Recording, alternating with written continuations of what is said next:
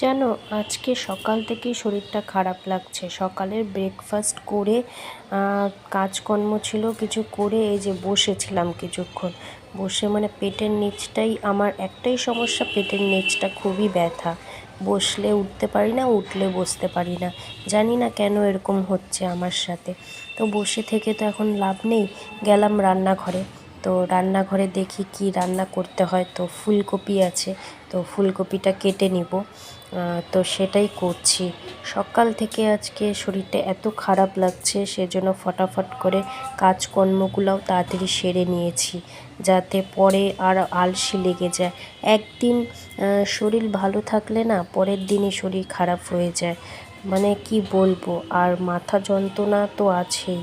ঠিক সকালবেলা মাথা যন্ত্রণা আমার হচ্ছে, আর আবার সন্ধ্যা হতে হতে আবার পা চাবানি শুরু হয়ে যায়। কী যে করবো জানি।